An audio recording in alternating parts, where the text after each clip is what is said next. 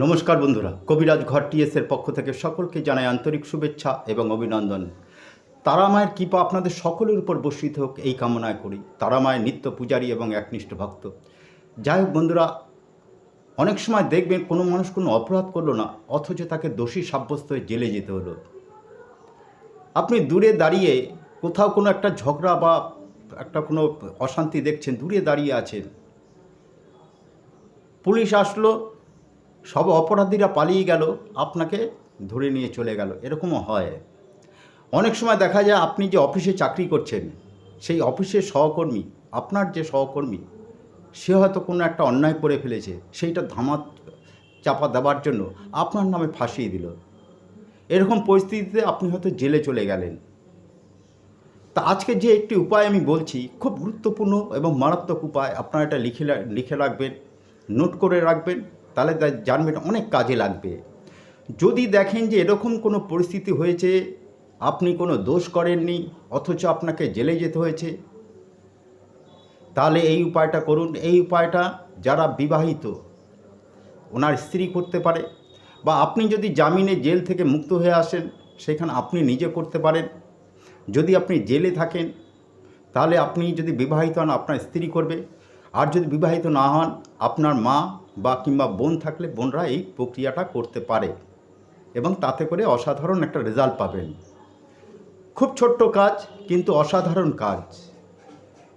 বহু পরীক্ষা করা এই জিনিসটি আপনারা একবার পরীক্ষা করতে পারেন, এবং কাউকে যে এরকম যদি আপনার পাশাপাশি কাউকে দেখেন যে এরকম তাদের এই অবস্থাটা হয়েছে, তাহলে তাদেরকে একবার বলবেন এই প্রক্রিয়াটি যেন একবার অন্তত করে। কি করবেন?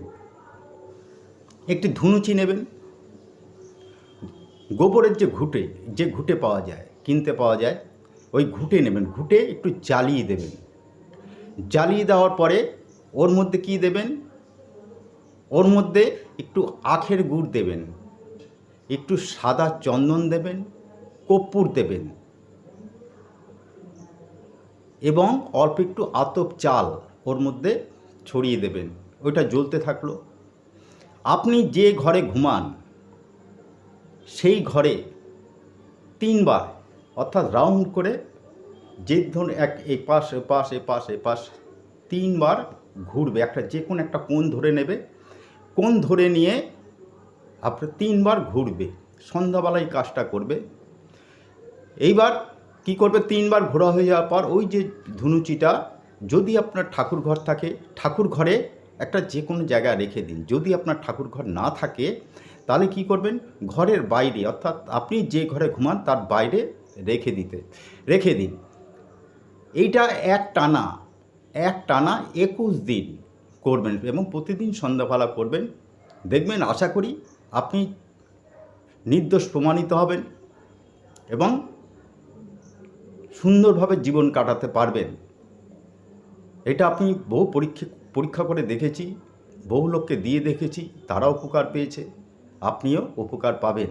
সুতরাং চিন্তা করবেন না। যে কোনো সমস্যা একবার ফোন করবেন। এইটা আমার কিন্তু পেশা নয়, যেহেতু বিদ্যা জানি, কবিরাজি চিকিৎসা করি। সুতরাং আপনার যে কোনো সমস্যায় আমার সাথে একবার পরামর্শ করতে পারেন।